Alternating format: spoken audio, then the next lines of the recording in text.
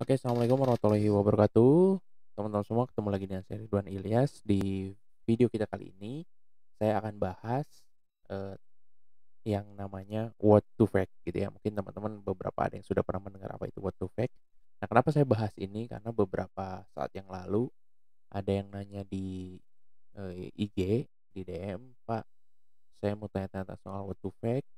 Dia tanya-tanya, terus kemudian kayaknya seru kalau saya buat tutorialnya aja ya. Tutorialnya singkat, perkenalan ini mungkin part satu, tapi yang nggak tahu part 2-nya kapan.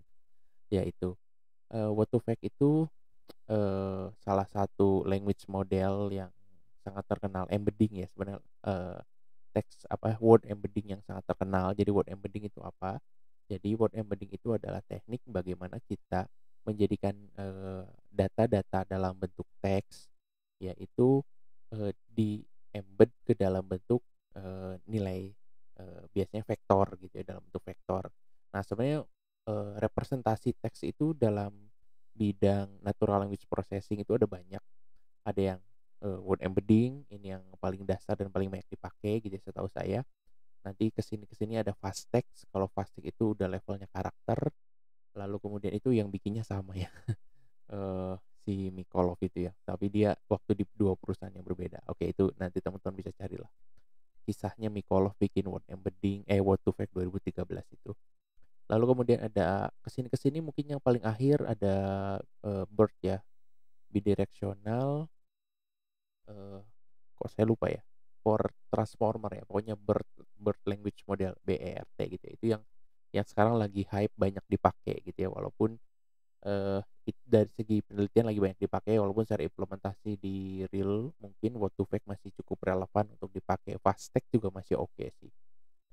Banyak sebenarnya kesini-kesini language model yang berkembang. Selain what to fact juga sempat, saya lupa apa yang dikeluarin Stanford itu. Nah itu banyak lah sebenarnya jenis-jenis word embedding, banyak yang intinya adalah, bagaimana kita merepresentasikan Eee teks ke dalam bentuk vektor ya. Ini mohon dikoreksi kalau ada teman-teman dari NLP yang nonton ini kalau, deskripsi awalnya saya salah. Oke, nah, di video kali ini saya akan coba, bahas langsung ke implementasinya. Itu kita mengimplementasikan Word to Vec di Python menggunakan library Gensim ya, seperti itu. Oke, kita lihat dulu sebentar. Nah, sebenarnya ide dasarnya what to fake itu apa? Jadi ide dasarnya what to fake itu kalau yang saya pahami, atau saya sering cerita itu what to fake itu adalah, unsupervised, eee, unsupervised, neural network yang di-train menggunakan, kata-kata. Kenapa disebut unsupervised? Jadi kita misalnya punya sekumpulan teks, lalu teks itu kita nanti masukkan ke dalam neural network. Loh kok kenapa bisa disebut unsupervised? Kan nggak mungkin ya neural network itu, eee, bukan nggak mungkin ya, nggak lazim neural network itu unsupervised. Nah, eee, jadinya bukan klasifikasi dong ya. Memang memang, apa namanya, prinsipnya sebenarnya klasifikasi, tapi secara konsep dasar itu sebenarnya, nggak ada proses di mana kita apa ya, mengarahkan gitu ya, manusia mengarahkan labelnya itu enggak gitu ya. Jadi, labelnya itu sebenarnya didapat di teks itu sendiri. Jadi idenya seperti apa, ini ada gambar ya, saya cari-cari gambar yang paling menarik gitu ya. Jadi kita punya misalkan, kalimat-kalimat gitu ya, eee, kata-kata dalam kalimat, lalu kemudian setiap kata itu diubah menjadi what hot encoding. What hot encoding itu gimana? Jadi kata-kata itu ditulis dalam kamus gitu ya, saya coba, lebih dalam dulu ya ininya, penjelasannya misalkan, saya mau makan nasi gitu ya, ini contoh datanya. Nah, kata-kata ini kan dia punya indeks ya, ini saya indeksnya 1, mau indeksnya 2, makan indeksnya 3, nasi indeksnya 4 gitu ya. Tambah goreng deh, goreng kecap, nasi goreng ayam, sorry, ayam. Nah, ini indeksnya 5, ini indeksnya 6. Nah, misalkan kita punya, kalimat seperti ini. Nah, yang kita lakukan adalah kita punya list kata ya yang sudah dipotong-potong, lalu kemudian kita punya indeks setiap kata, lalu kemudian ini nanti yang akan dimasukkan ke neural network. Caranya gimana? Caranya adalah kita buat yang namanya window. Windowing itu kita mau potong berapa banyak gitu ya. Misalkan kita mau potong 3 ya, misalkan 3, nanti di decodingnya sebenarnya 5 ya. Tapi ini untuk contoh aja, misalnya kita 3, berarti saya mau makan. Oke, saya mau makan, ini mau kita jadikan input untuk neural network. Nah, nanti ada dua arsitektur. Ada Seabow, ya. Seabow itu dia inputnya itu tetangga, outputnya itu kata yang utamanya, yang disorotnya. Nah, ada skipgram. Skipgram itu kata utamanya sebagai input, tetangganya sebagai output. Maksudnya gimana? Contoh misalnya kita tadi pakai ini ke sini aja. Kita akan pakai ini nih, Seabow ya. Kita akan pakai Seabow. Berarti kita jadikan tetangga sebagai input. Nah, lihat di sini. Kita kan punya kata sebanyak 1, 2, 6 ya. Berarti kita punya input sebanyak 6. Nah, nanti isi neural networknya itu kan antara 1 dengan 0 ya. Nah, kita lihat di sini. Eh, kita potong windownya sebanyak 3. Saya mau makan gitu ya. Tentu dengan ininya, dengan indeksnya. Lalu kita ubah menjadi one hot encode. Nah, saya ini akan bernilai 1 di input. Saya itu indeks pertama kan 1. Sorry. Di sini inputnya itu 1, 0, 1, 0, 0, 0, 0. Kita punya berapa banyak? 6 ya. 1, 2, 3, 4, 5, 6. Ini inputnya. Input yang akan dimasukkan ke neural networknya. Lalu outputnya apa? Outputnya adalah, karena kita misalnya pakai Seabow, berarti outputnya mau ini yang tengah-tengah ini. Jadi kata mau kiri kanannya kan saya dan makan. Saya itu indeks 1, makan itu indeks 3, berarti ini di inputnya ini dia akan bernilai 1 untuk indeks 1 dan bernilai 1 untuk indeks 3. Nah, di outputnya ini akan bernilai 1 untuk indeks 2. Berarti di sini 1, 0, sorry, salah. 0, 1, 0, 0, 0, 0. Oke. Supaya nggak terlalu bawah, ini kita pindah ke kiri ya. Kita buat vektornya horizontal. Oke, ini contoh yang dimasukkan ke dalam neural networknya. Jadi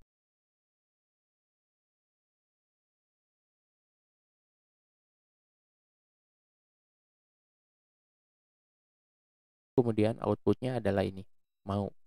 Ini sebagai input, ini sebagai outputnya. Kita masuk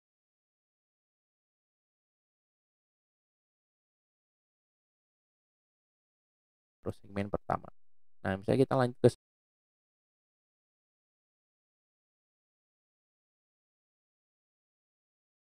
3 kata tuh, kayak gini. Lalu di sini input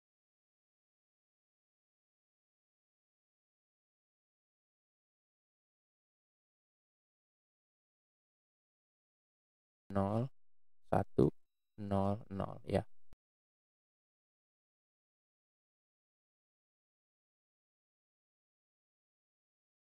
0, 0, 0.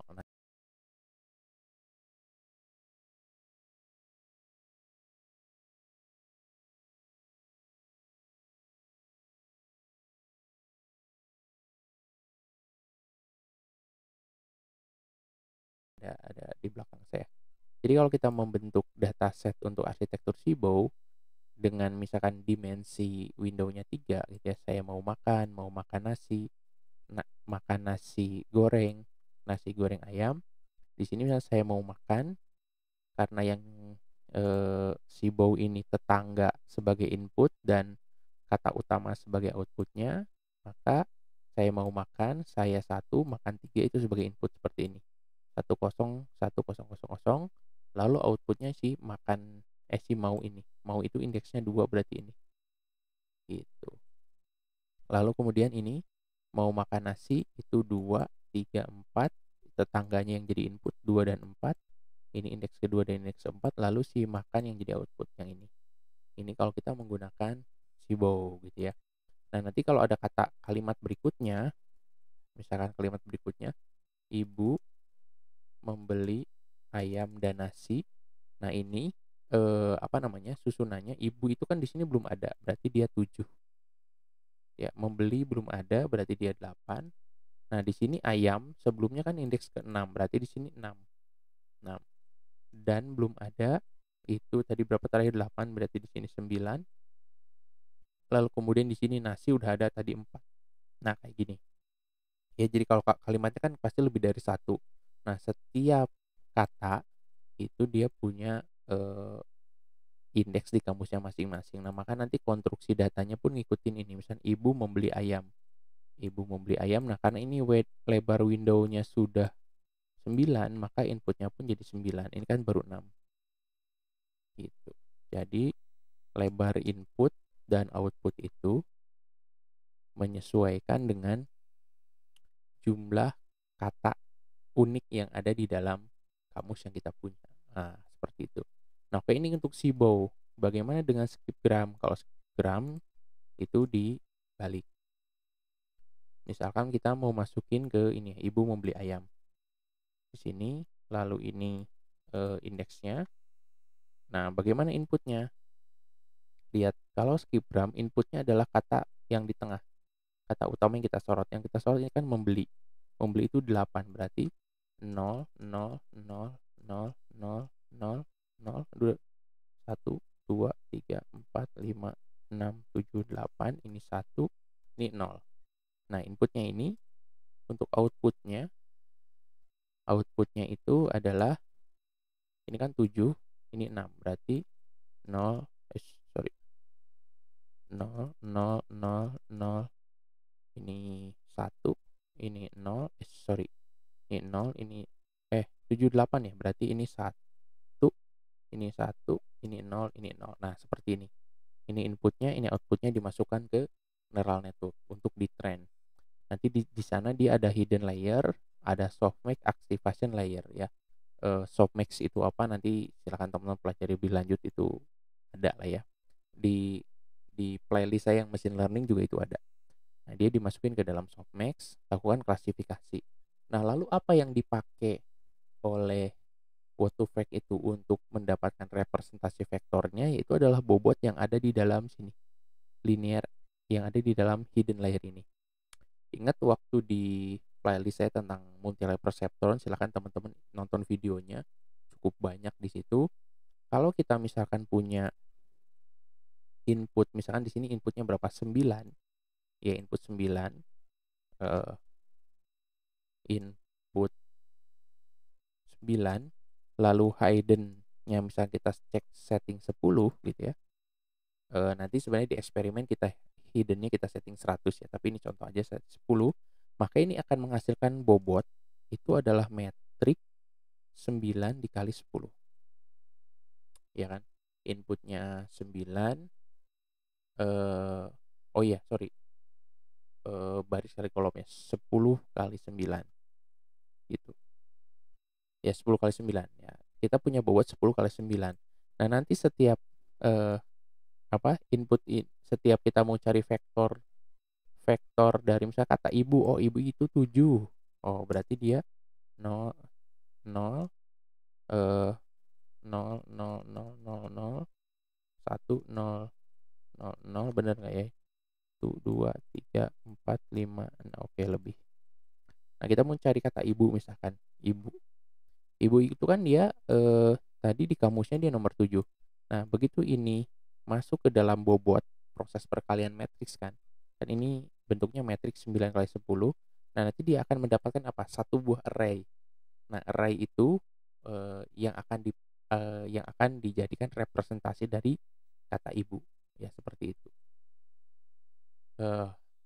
Semoga teman-teman bisa kebayang. Mohon maaf, tadi saya rencana mau terangin pakai tab, tapi ada kendala untuk visualisasinya. Nggak apa-apa, semoga ini bisa lebih teman pahami, karena ini basicnya sebenarnya multi-layer perceptron biasa. Jadi kalau teman-teman udah nonton playlist saya yang machine learning 101, harusnya bisa sedikit nangkap ya.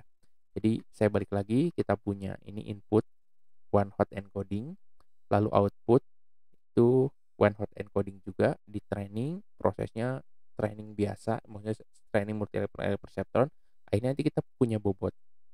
Nah, punya bobot di sini fungsi aktivasinya linear. Jadi ya di proses kali aja. Nah, kan dalam proses learning ini kan dia akan terus mengupdate bobot yang ada di belakang ini. Yang ada di belakang. Nah, nanti si bobot ini yang akan dipakai untuk merepresentasikan vektor setiap kata-kata yang kita punya. Nah, kira seperti itu. Arsitekturnya untuk ngetrain ini ada dua, ada Sibow, di mana one hot tetangga menjadi input dan one hot kata target yang di tengah-tengah menjadi output, atau dibalik scriptgram. Scriptgram itu eh, kata input kata yang di tengah-tengah sebagai input dan tetangganya sebagai output ya. Seperti itu. Oke. Nah, kita langsung masuk ke makanan utama kita, yaitu codingnya. Di sini saya pakai Gensim 3.8. Kenapa pakai Gensim 3.8? Ya, mohon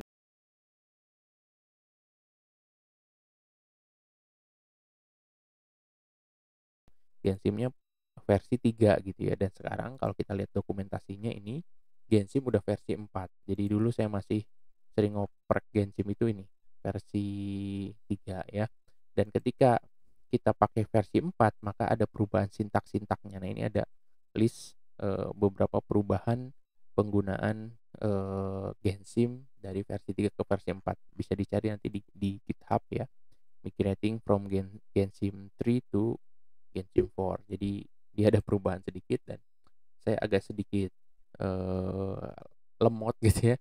Mohon maaf, generasi tua. Jadi ya udahlah, saya pakai Gensim 3 aja. Jadi kalau teman-teman ikuti tutorial ini, pastikan pakai Gensim 3 ya. Caranya kalau mau install, pip install Gensim sebenarnya 3.8.3 ini Gensim 3 yang paling akhir. Nah, kalau saya lihat saya running pip listnya di sini apa namanya? Gensim saya Gensim 3.8 ya, seperti itu.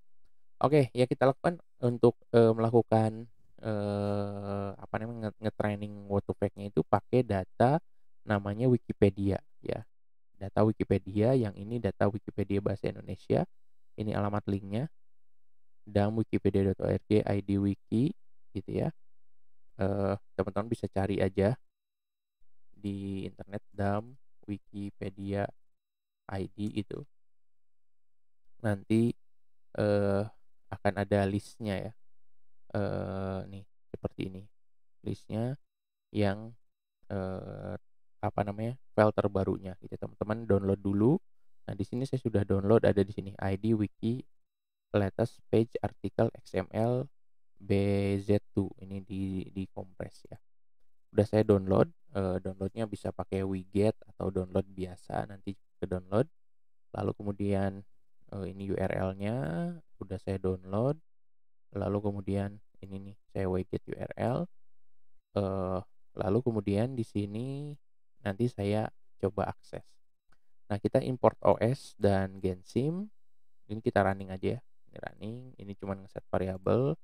Saya import OS dan Gensim. Lalu kemudian kalau file wiki ini belum ada, maka widget URL. Ini di running aja. Ini nggak akan terjadi apa-apa karena filenya sudah ada.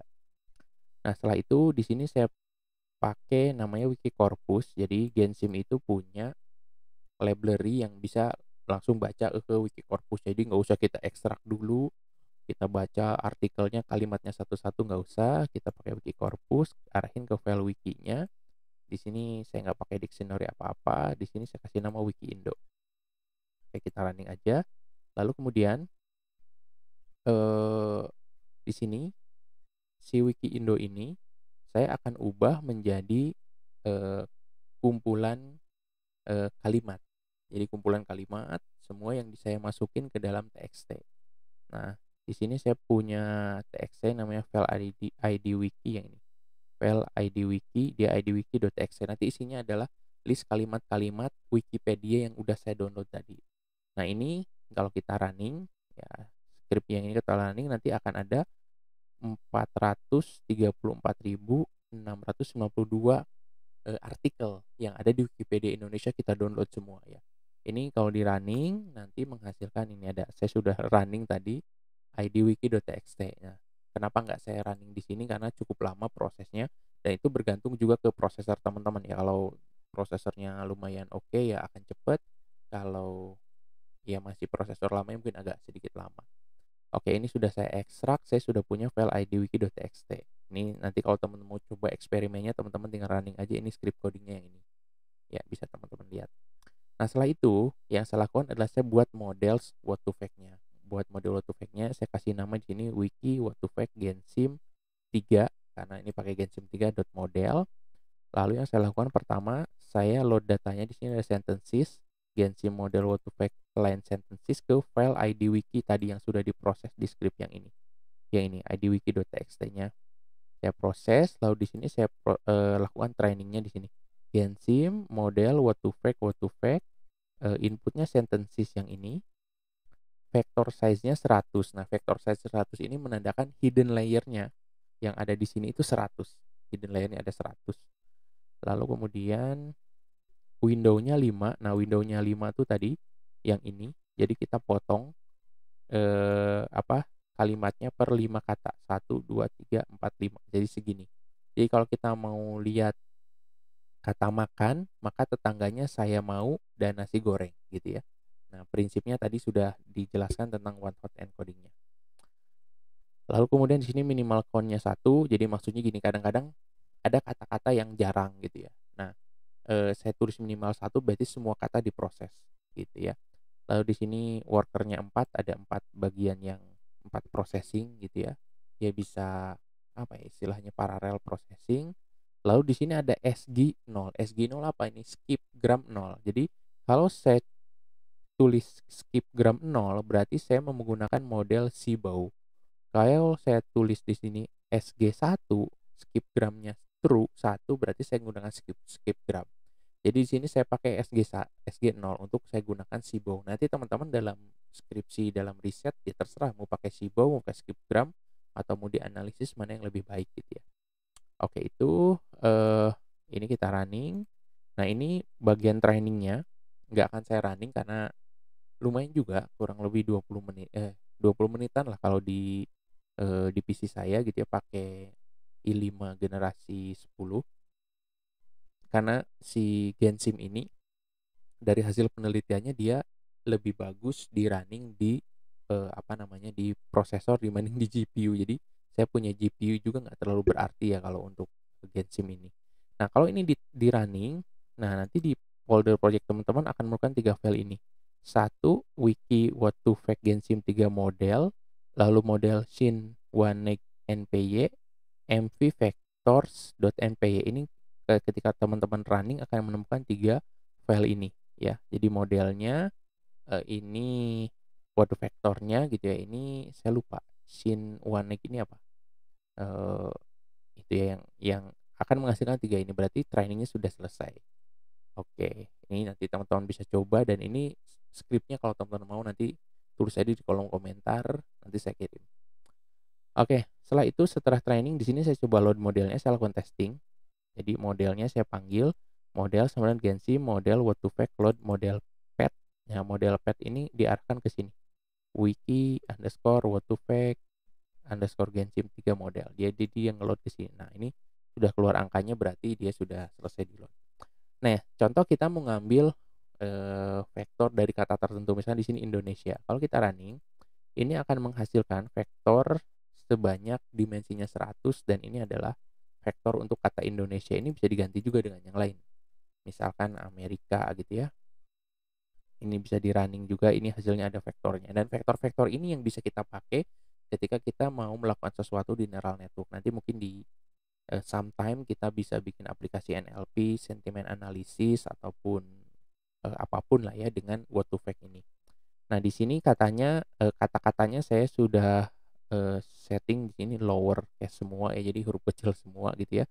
Di contoh yang ini teman-teman bisa aja melakukan riset misalkan kata-katanya nggak di lower gitu ya. Indonesia I-nya harus besar, Amerika A-nya harus besar, itu tergantung konfigurasi riset teman-teman. Oke, nah yang menarik dari what to fact ini kita bisa mencari namanya kata yang paling mirip. Misalkan di sini saya punya kata komputer. Tolong tampilkan kata yang paling mirip dengan kata komputer top N-nya 10. Jadi 10 kata paling mirip dengan kata komputer. Kalau kita running, Maka vektor komputer ini paling dekat dengan laptop, perangkat, komputasi, aplikasi, mikroprosesor, ponsel, nirkabel, mikrokomputer, smartphone, dan mainframe. Jadi dari data yang tadi, data yang besar tadi kita training ke neural network-nya, dia bisa menghasilkan eh, kata-kata yang paling mirip, yang dia deketan kan. Kalau vektor itu dia bisa dipetakan dalam dimensi sesuai dengan panjangnya. Ini kan 100, berarti dimensi 100.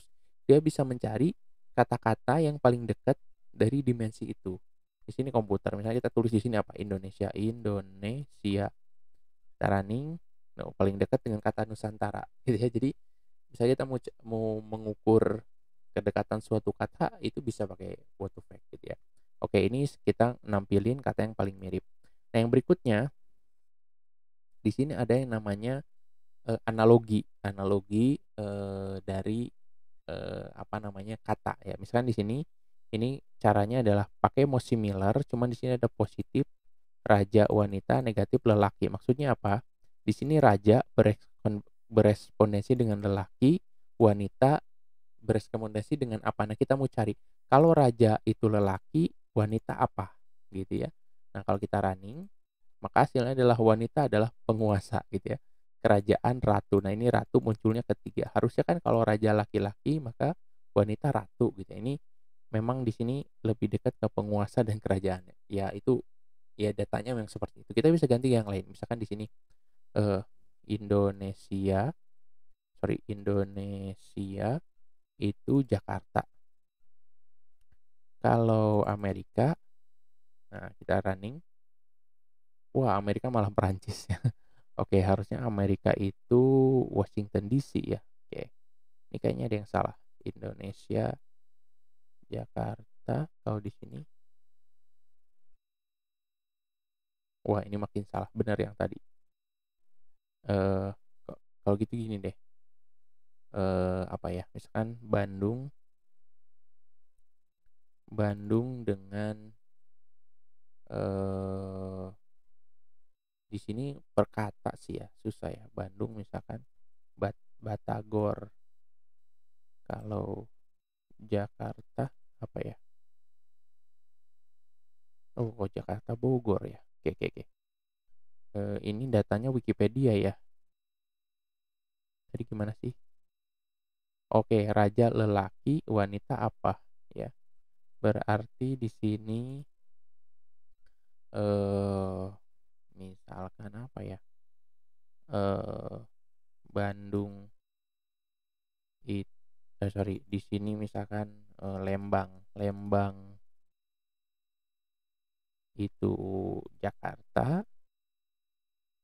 maka Lembang itu Bandung, kalau Jakarta Cilincing. Nah, gitu ya. Jadi eh gitu ya.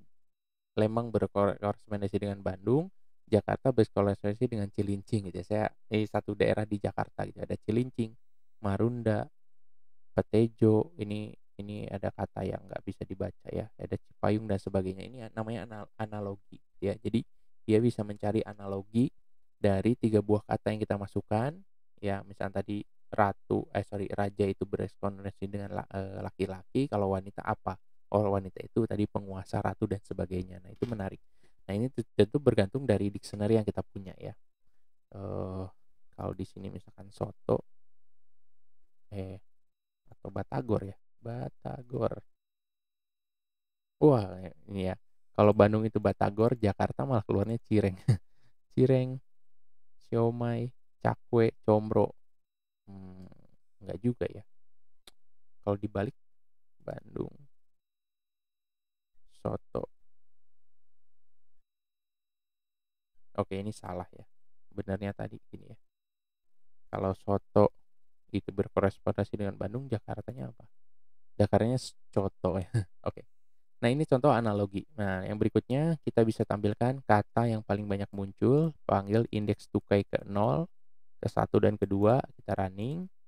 Nah, ini kata dan yang di, artinya data Wikipedia yang tadi saya kumpulin itu nggak saya cleaning dulu. Harusnya kita buang kata-kata yang tidak penting, pakai apa namanya, word list gitu ya. Jadi stop word kata yang tidak mungkin itu dihapus kata yang, kata di. Kan kata itu sering muncul tapi itu kan nggak penting. Ya, itu nanti kalau teman-teman mau lakuin di riset teman-teman di skripsi ataupun yang lainnya, bagusnya ini kata ini dibuang. Nah, ini saya nggak lakuin itu. Nah, terus kata yang paling jarang muncul ada ini. Walezzo, secunca dan sebagainya, ini memang kata yang nggak populer yang muncul. Oke. Yang berikutnya, nah ini yang menarik, kita bisa ngeprint similarity wanita dengan pria, pria dengan kucing ya.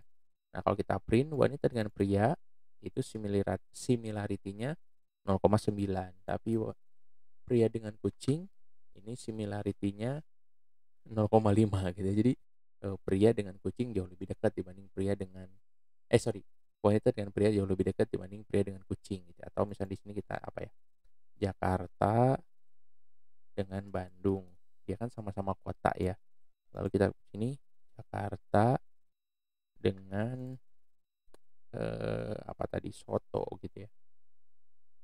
Ya Jakarta lebih dekat dengan Bandung lah. Dia di dalam dimensi vektornya itu jarak antara Jakarta dengan Bandung dibanding Jakarta dengan Soto itu lebih dekat. Nah, ini bisa kita pakai untuk melakukan analisis semantik similarity gitu ya. Ini bisa dipakai. Nah, yang berikutnya yang terakhir yang menarik itu ada yang namanya doesn't match ya. Jadi misalnya kita masukkan di sini merah, hijau, kucing, biru.